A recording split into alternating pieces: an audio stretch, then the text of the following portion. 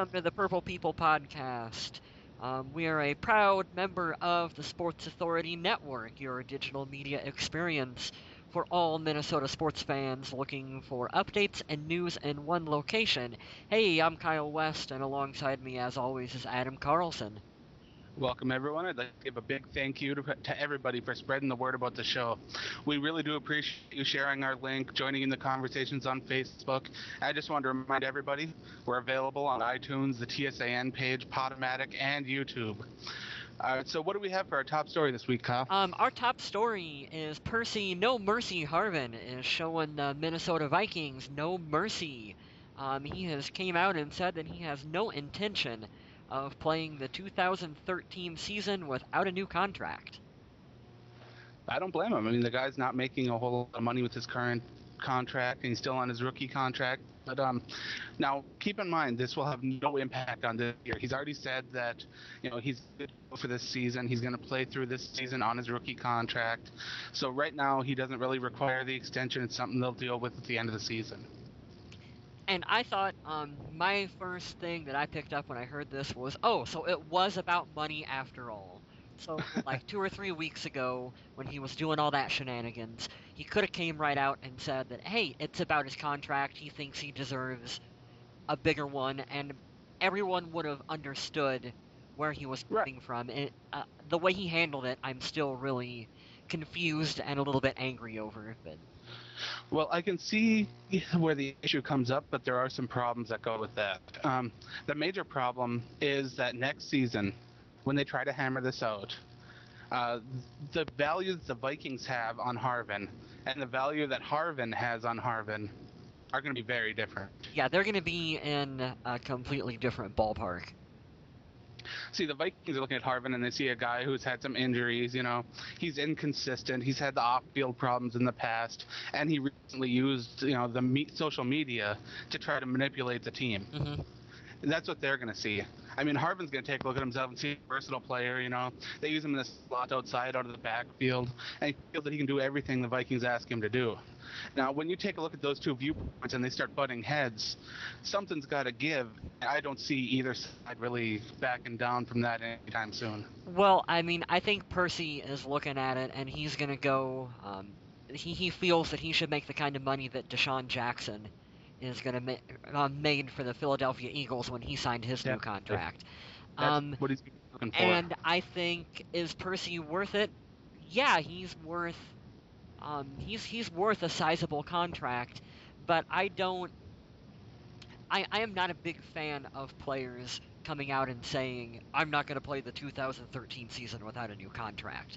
Like, why come out and say that now? It's way too early to be saying something like that. Exactly. And I mean, I don't know. I guess why have something like that loom over the season? Yeah. I mean, now the coaches, the other wide receivers, they're going to be sitting there saying, oh, we got to deal with this, It's just going to sit there and hang over them, and it's not going to get any better anytime soon. There's nothing they can do about it. So why even bring it up now? Well, I mean, who knows what Percy's thinking?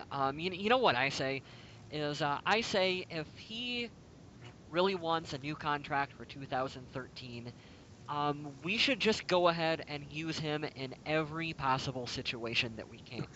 Punt returns, kick returns, slot receiver, deep ball guy, third downs, fourth downs, red zones, running back, gadget guy, make him play tight end, corner, long snapper, water boy, special assistant to Mike Singletary. I mean, whatever you want to name it, I say make him do it. If he's going to say that he's not going to play 2013, well, Percy, let's see how durable you really are. Let's just every possible snap, give it to him.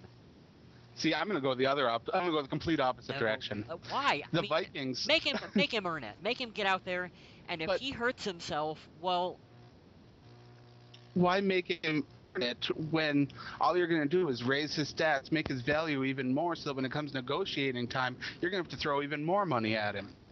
Take away his kick return and punt return. You know what? You don't want to play with us? Here you go. Take that. You don't want to, run out of the backfield? Well, here you go. You're not going to do that anymore. Well, his numbers will take a dive. His value will go down. The problem is that if they can't work something out, his trade value will be lower. Of course, then if they can work something out, they're saving themselves money. It's a tough situation. of course, then at that point, if you start to take away too much of him, he's going to get ticked off and he's going to not sign a deal with Minnesota regardless. So I guess my take on it is pretty much to make him prove himself, what he can do on the field. I guess what I'm looking for is proving himself past what's on the field. Yeah, I want to see him prove that's himself a good off point. the field too. That's a really good point. And it's tough to match the two up because there's a point where your on the field shenanigans are so good that your off the field shenanigans can be a little crappy and you can get away with it. Yeah. On a side note, have you looked at how much money Percy Harvin is scheduled to make this year? I actually have not. I don't pay too much attention to player contracts and whatnot. All right, with his rookie salary this year on that contract, he's going to make almost $2 million this year. How much? Now, $2 million. Okay. I think it's 1.97, something like that. Okay. But close to $2 million. He probably feels that he should be making closer to the $7 or $8 million range. Yeah, which is understandable. That's probably where he should be making, is close to 7. But I can see him trying to hold out for more because, especially pulling the stuff he is right now. But I don't understand the big problem. I mean, it's fairly standard for the Vikings to give a contract extension to players entering their last season of their rookie contract. Mm-hmm. If he'd have waited and been patient, I'm sure he would have saw a bigger payday if he'd have just kept his mouth shut and played. And I know we talked about this last week, but it still bothers me. Yeah, me too. I guess the light at the end of the tunnel here could be he comes out, he has an awesome season for us, and then as soon as the off season hits, Minnesota figures out a contract that works for them, makes Percy happy, and he gets locked up long term for the Vikings. And I think that's the only reason why fans get worked up over him, is because we all like Percy and we all like what he can do for the team, and we want to see him continue to do good. We don't want him to say that he doesn't want to play for us in 2013 or he wants to be traded from the team. No one really wants that. See, I like him, but I don't like when he complains like this. I mean, do your job, do it well. How would you feel if you went to your boss and said, well, I'm not happy. If you don't pay me more, I'm going to quit next year? Yeah, well, I'd be fired and replaced. But, I mean, it just doesn't make sense. The NFL is such a weird place because you can get away with stuff like that. Yeah. Even though the Vikings have a guy that they can have step in place of Percy, drafted him this year, Jerry's right, he can do that. They have a guy in case something happens. We hope. I mean, he might not be able to take the full role, but he can give it a try. Mm-hmm. But yeah, I mean, that's pretty much all I've got on Harvin. I'm just frustrated with him. Yeah, me too. We should probably move on from that one. Otherwise, we could do another full show on Percy. So, what do we have next year? Rookie corner, Josh Robinson. Hey, this is what I like about... I really like this from a player. Is he said that he plans to be at training camp either with or without a contract. Right. I mean, despite not signing that contract, third-round draft pick Josh Robinson will report to camp as scheduled. I was playing Call of Duty with him earlier this week, and he was talking about how excited he was for camp and how he couldn't wait to get there. And it was so nice to hear that. And it's really cool that he plays Call of Duty, for one thing, and then he will also talk to fans and whatnot about that. I like players who are grounded in reality. And yeah, he's a really down-to-earth guy. I mean, you talk to him, he sounds like a normal guy, Yeah. Doesn't sound like he's got his head in the clouds or nothing, but he is, just entering, so who knows, maybe another year or two his nose might move up a little bit. Yeah, maybe he'll be demanding a trade and holding out 2013 season. I hope not. I hope not either, but Robinson he's a speedster competing for corner sub packages and return jobs. The contract issue won't be an issue for long. No. I expect him to be signed pretty early into training camp. We should tackle more about Josh Robinson during our punt return segment, which we hope to do next week. We've been planning on doing for the last 2 weeks. But keeps getting pushed back. Yeah. So I'm looking forward to seeing Josh Robinson at training camp, seeing what he can do, and I'm just excited to see it. Yeah, me too. He sounds like a great guy. Let's move on to our official second segment. We're going to do a follow-up on last week's top story. Adam, what new developments do we have for Adrian Peterson and all of his doings right now? So this Adrian Peterson story doesn't seem to be going away anytime soon. Nope. It seems as though he's hired a high-profile attorney in Rusty Harden, which sounds like an adult film star's name again.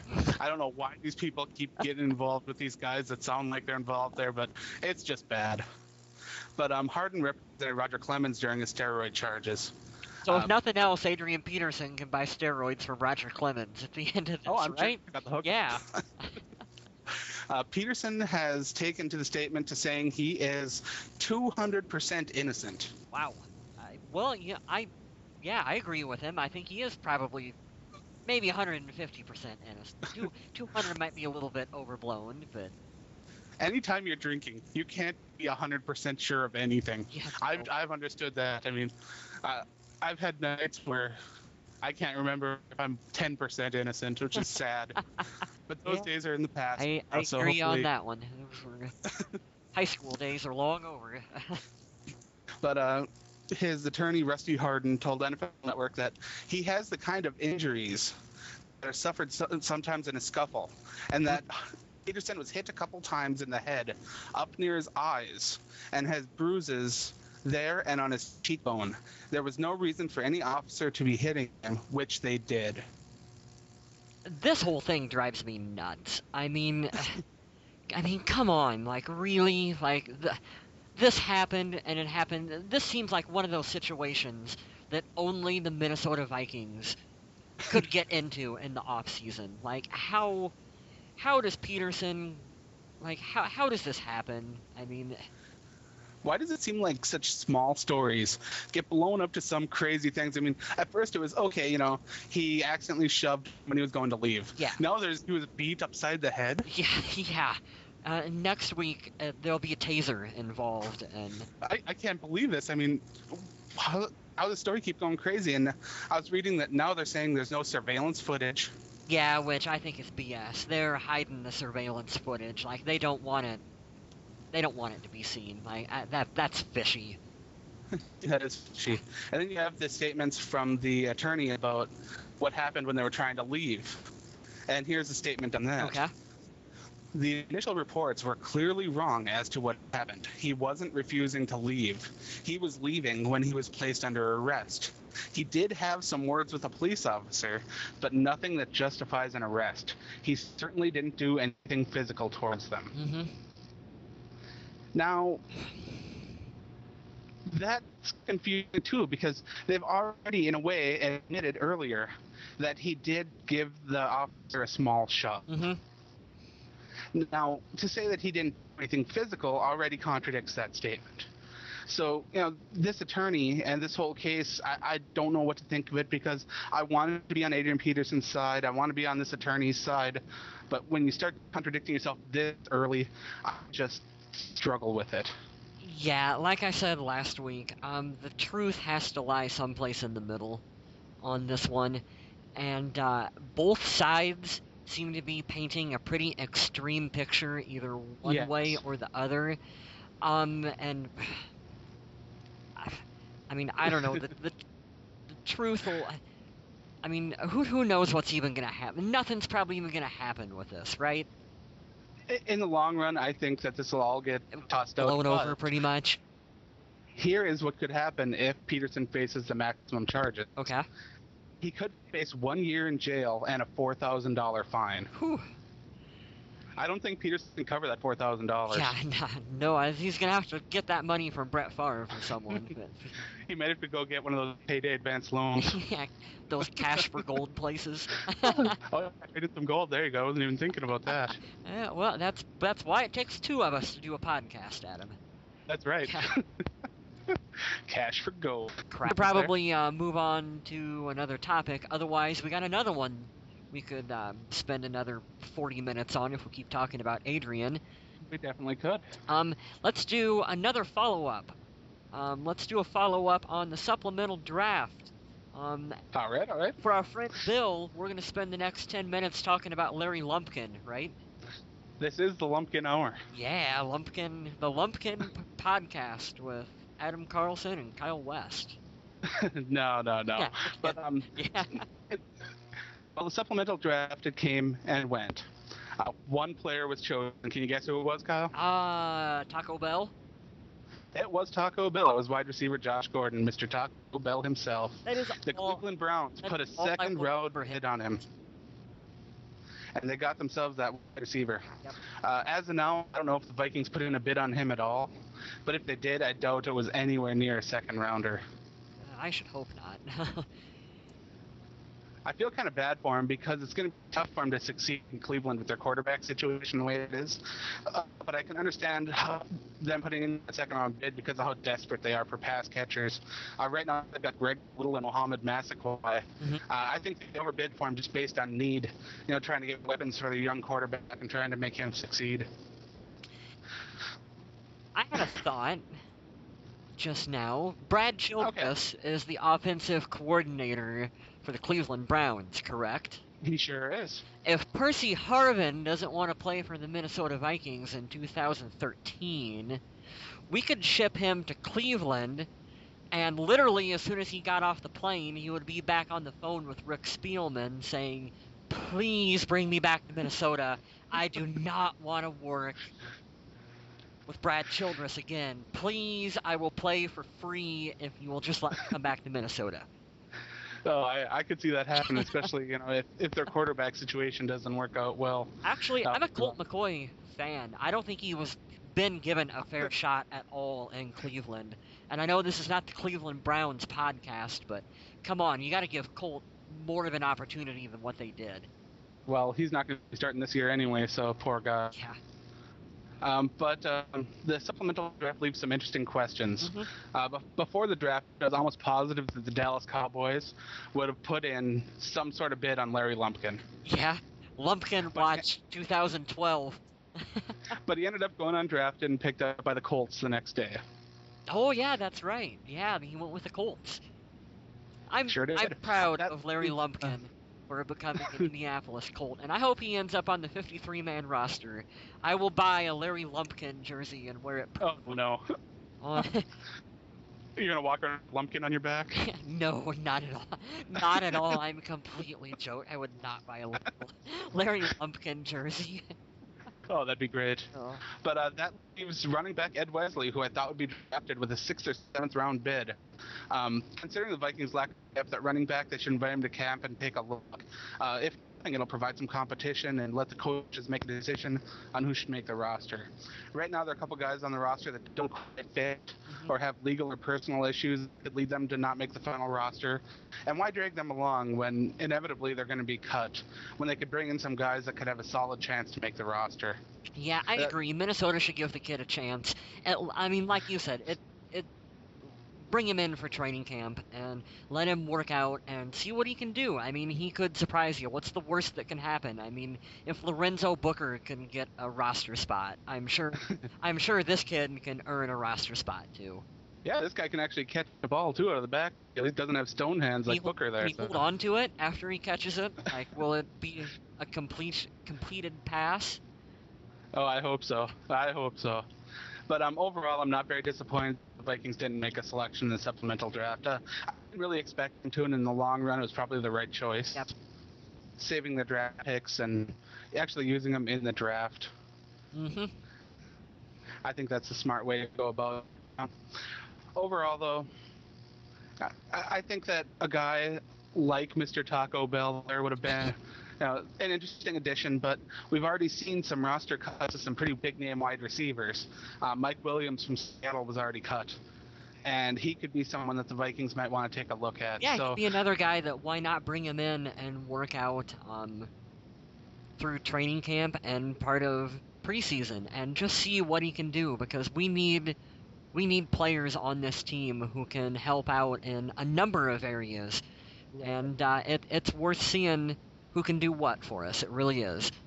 Right now, it's worth it just to take a look at depth. They need depth. Yeah. Depth and youth, and he's not very old, and he could contribute. From what I understand, his major problem was his chemistry with T-Jack, which I can understand that totally. Yeah, his major problem was Tavares Jackson. Yeah. But that's all I have for the supplemental draft right now. You want to add to that? No, other than Larry Lumpkin is awesome. He's my hero. We love you, Larry. We hope you listen to the podcast. If you do, you should call in and be on the show. Have you ever YouTubed Larry Lumpkin to see what kind of videos he's got there? Surprisingly, I have not YouTubed Larry Lumpkin. The only video I could find of him was like high school highlights. Oh, really? I couldn't even find anything of him in college, no. He probably never played on a televised. Listeners out there, if you see some Larry Lumpkin footage, post it to the Purple Podcast page. Do it. Purple People Podcast. Yeah, Purple People Podcast on Facebook. Post about Larry Lumpkin. I want to know more about the lump. We got one final segment here we want to talk about, and that is future facts. We want to try out this new segment to see how it works. The way that this is going to work is we are going to make a statement. Now, this statement doesn't apply to now. This statement will be, you got to pretend that it was made in the future, looking back, and that these things are things that were true. Yeah, 100% true statements we're about to make. So basically what we're doing is we're going to be making some bold statements and saying that these are going to happen. We jumped into the Doc Brown time machine and traveled to the future, and we got the Gray Sports Almanac sitting in front of us. And we flipped through the pages, and this is what we found. Yep. I will go with the first future fact. We're each going to roll off 3 here. Yep. Mine increase in order of boldness. Okay. So here's my first one. This one's a little weak. I'm just going to dip my toe in the water. Okay. Coach Leslie Frazier did not lose his job during the 2012 season and showed leadership in the position. I agree with you on that one. There's a lot of speculation right now as to whether or not he will be able to hold that position, and whether or not he is a good coach despite him being a player's coach. And I think that he will succeed, and I think that the hierarchy is set up to allow him to do that.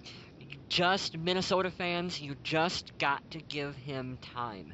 Rome was not built in a day, and this team needs to completely overhaul itself, which we're doing a good job of so far, and we might be a little bit ahead of schedule with that process, but it is still a process, and so just give him time to develop his system and his players, and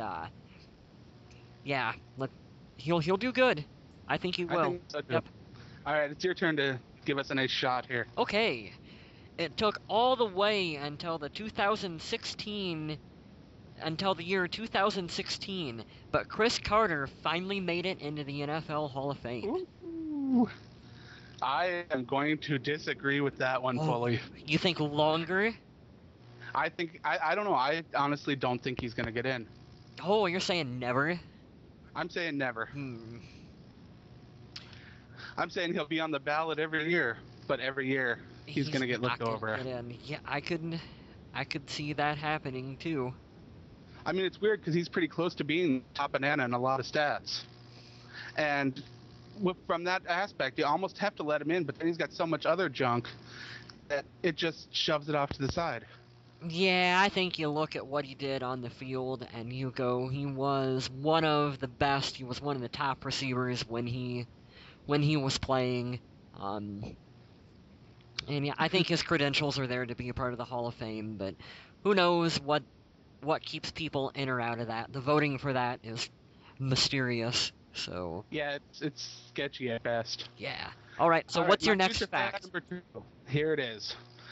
Adrian Peterson started the 2012 season very slowly and was kept on a limited snap count.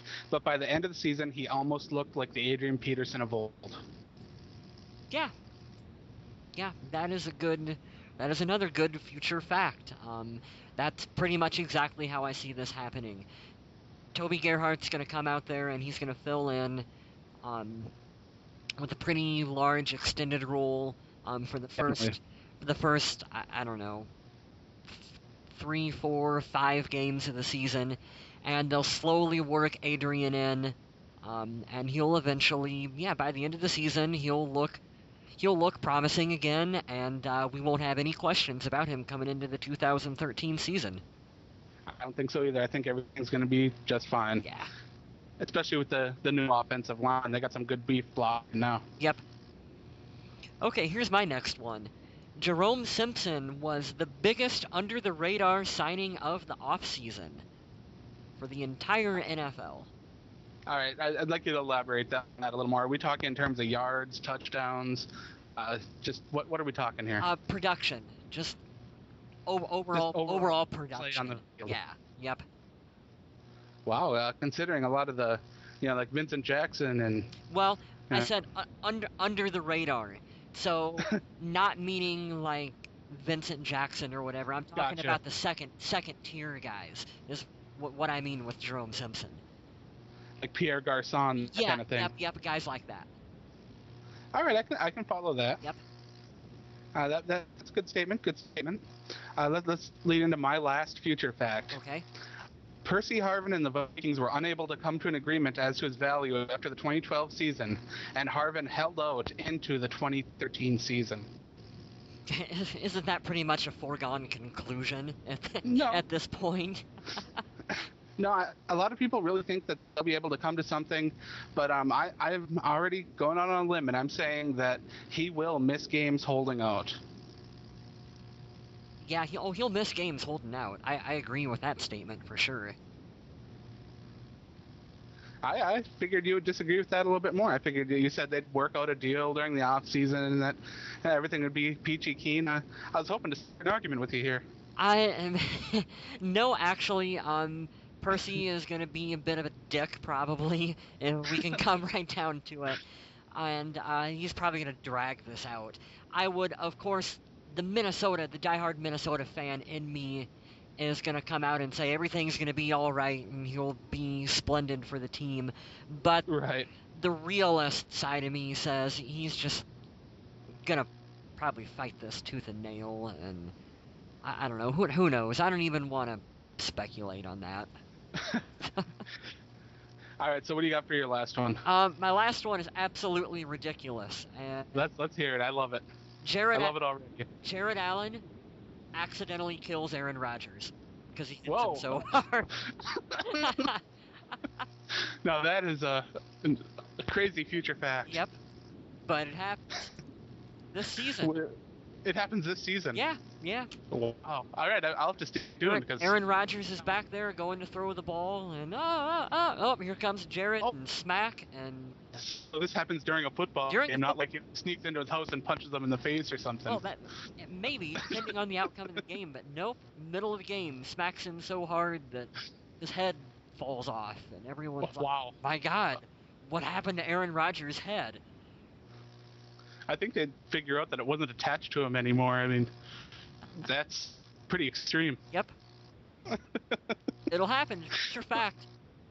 If it's a future fact, it's a future fact. I mean, you can't argue it. You can't. It's science. You can't argue with science. That's what it said when you read the almanac. So Yeah. what can you do? You got any more of these wrote down? Nope, that'll do it for our future facts. We each did our 3, and I think that'll bring that one to a close. Yeah. You got any final thoughts here before we close the show out? All I want to do was thank everyone for listening. I want to apologize. This show was kind of a bummer at the beginning. We had the Peterson and the Harvin situation. Neither of those are really good news, and it's tough to have happy stuff right now with all the sadder, more depressing stuff going on. Maybe next week will be better, but I do know one thing, and that is stay classy, Minnesota. We don't